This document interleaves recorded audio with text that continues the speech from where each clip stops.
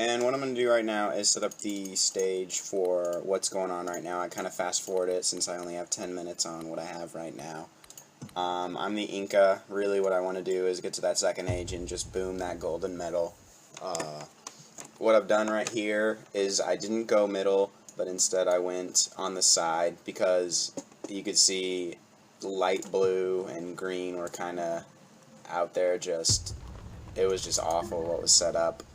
And then red's the Lakota, so ironically, last game I said if you didn't know how to use them, then don't play with them. But I mean, I'm not gonna lie, he really knew how to use them, so that was pretty funny, pretty good.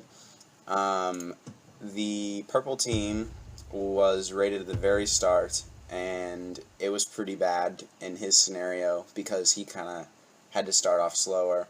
But I mean, he definitely made a recovery, and he was pretty good at what he did. That's pretty cool. Go ahead and open up the map. White was Spain. I mean, unless you know how to use Spain, it's pretty difficult. And then Egypt, it always seems to me they get the Turks or indeed Egypt, so it's kind of funny.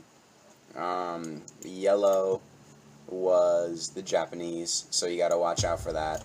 And then here, they made the second city on top of the Chinese, so I mean, he's got the defense with the large city, and then the Japanese always have the attacking power.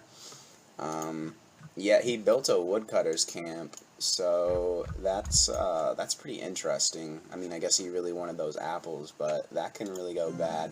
I'm gonna start the game up right about now, and I really want to get to when I started raiding and whatnot. What you have to know about doing this kind of, building off your teammate is your home, like your capital, needs to be defended. That's pretty critical because if it's just open, then it can get really bad for you because they can raid you, they could capital rush you, and that could be really bad. And then you'd be called a noob, and that's what I'm here to stop today. So, let's go ahead and fast forward this. As you can see, I'm researching military right now. Don't quite have the apples. Alright, there I build the brackets, and I still haven't even seen this room. Red was really good at raiding. As you can see, green was doing that, but red just, I don't know if he's doing it right now, but he really did send in like horse people, and it was kind of crazy.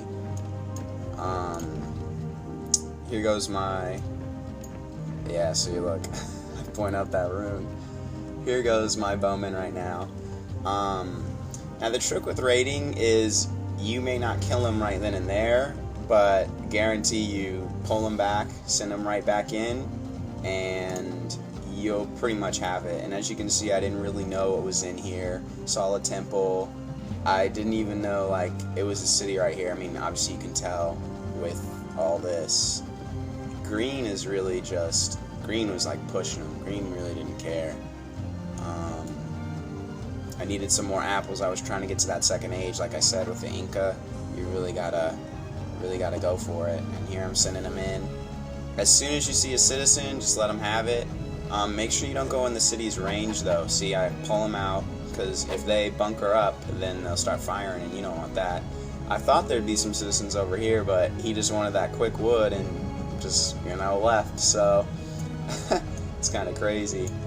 And Green's still over here doing his raiding. So once again, as soon as I see him, I should be firing. There you go. And I mean, if you can make one of them leave, if you can make two of them leave, you're still stalling their economy. So that's really good in a sense that you're going forward and they're not.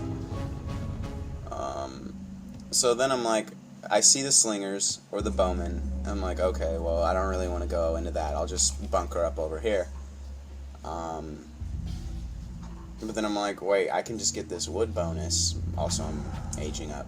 So I went ahead and just attacked that until I destroyed it and got that wood bonus. So that was pretty nice. Actually going to fast forward a little bit here. As you can see, he's kind of defending. And then green, I don't know, he was just kind of I'll build a large army, they won't attack me, kind of sort of thing. I did build that one tower, like I said. You want to get 3 towers at the capital or a fort. That's pretty critical.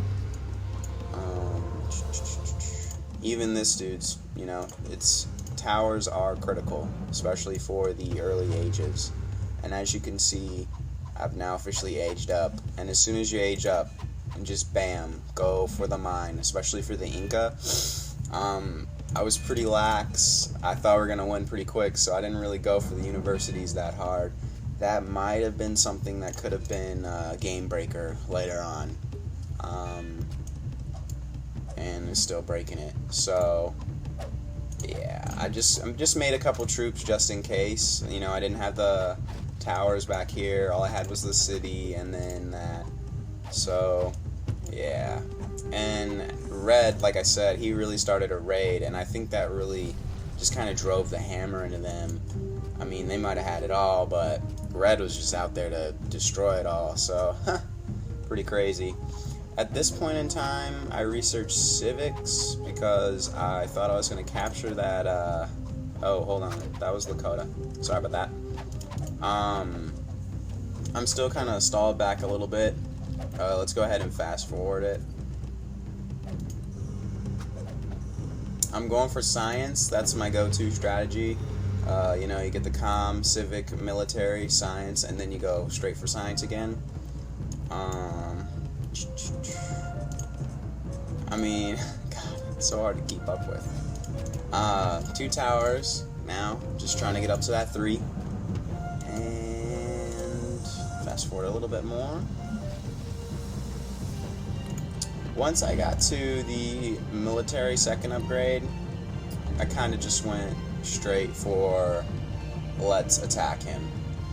And as a good teammate, I believe once I started to attack him, I told him that I was. Here we go. I also built a temple just to get that border push. I mean, who doesn't love a good border push? And I should be spamming the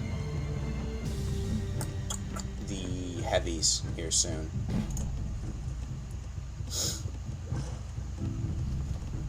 Just letting everybody know that I was doing that. Just so y'all know. Yeah, here I start to spam the heavies. So once you get into this situation, it can get pretty cool. Just because unless he's got an army, I mean, you're pretty much winning. Let's go back to the base. Yeah, see, it's right about here. I mean, this is really late, but as the Inca, I'm actually allowed to do this because I have so much gold that I can just buy 7 of them right then and there and make up, because a lot of people, once they get the universities, that's all they've got. Let's check green real quick. I mean, green doesn't even have universities, but he's got one heck of an army, so...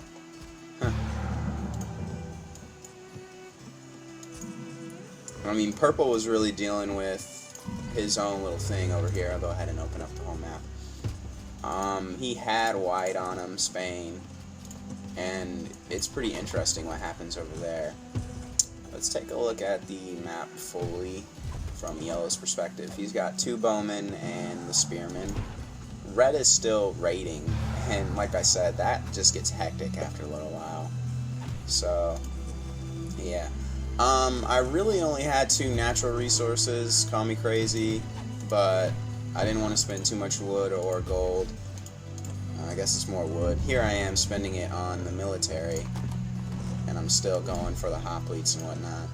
Now this is a tricky map, because of the sort of ground level. As you can see, I got them all out. That's what happens when you destroy a city. And then, you know, I'm kind of like, well, what do I do? So I'm sending them in, but they wanted to go all the way around, and I see this tower here, and I'm like, oh, you know, I don't want them to go through that. So in actuality, I send them back here. Now, what's key with these 2 catapults here is not only were they on top, but the yellow city could not reach them. And at one point, I sent in an archer, and the city reached him, and I was like, oh, gotta pull back. You want your siege to be in a place where the enemy cannot reach them, or their horses cannot get to them. It's pretty critical for just the ultimate success of the attack. So, I mean, I still kept him on just so I could get that bonus. And here he's kind of moving his armies. I don't know why. I guess green was just out there really doing what it did. And here he built a tower.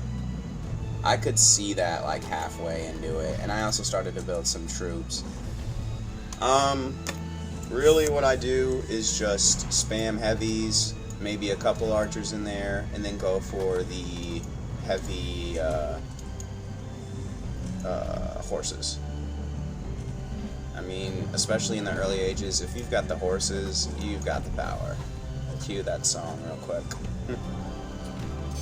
And I'm just kind of scouting the city real quick. Don't want to go in there with no information.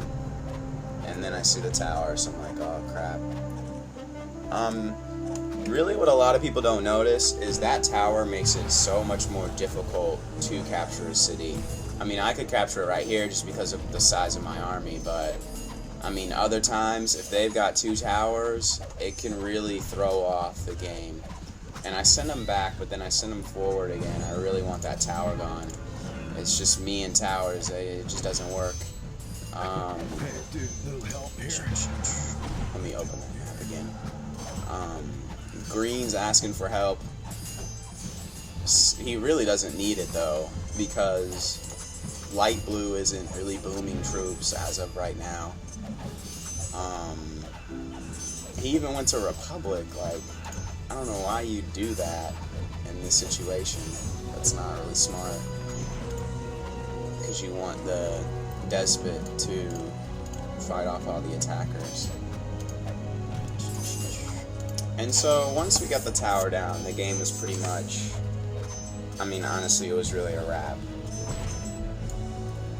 And you can see they're 2v1ing him here, but I mean, red was, he was even on the scene helping me. And once you get these 2 nations down, and I mean, we pretty much had them down, it was GG. And it's pretty nice to have that win under your belt. For right now, I was just kind of trying to destroy all this, not really go into this area. I didn't really want to fight the tower right then and there.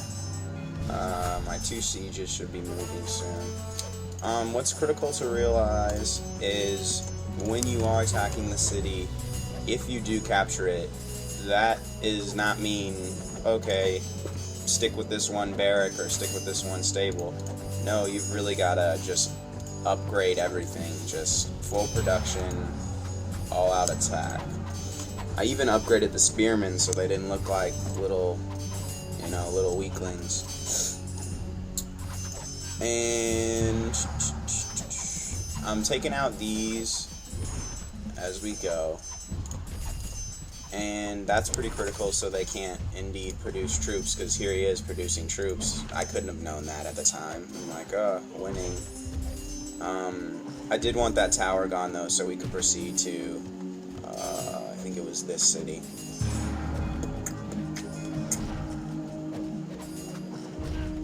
I mean, this is really all you need to see. What else that you might not be noticing is that I'm actually deleting these farms. I captured a city and I'm deleting his farms. What that does is it gives me more food to produce more troops. I learned that from one of the GAD people, so shout out to them. Also, if you have the resources, I have 800. You know, I'm pretty good to go. Build some forts and some towers. Not only is it an insult, but it'll keep it defended for the longest time.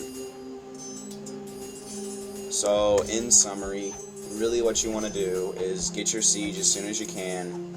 Just fire at something, really anything. It'll get their attention. Have your army, but you need to have the army before you do that. And I mean, just have the troops and attack the military buildings first and then the city. Or Yeah, really, you want to do that. This could have not worked because of that tower. Might have, you know. It's really tricky once you get the towers involved. It's a lot of explaining and whatnot, but I hope this did kind of cover the basics and what you needed to know. I'm assuming you know just a little bit. As you can see, this is my full army, just a bunch of pikemen and bowmen, horse archers. If you have any questions, feel free to shout it out in the comment section. More siege is always helpful. Yeah, that's the go-to as well. And here you can see he started steamrolling, but that's not going to help when I'm winning, because I'm steamrolling too.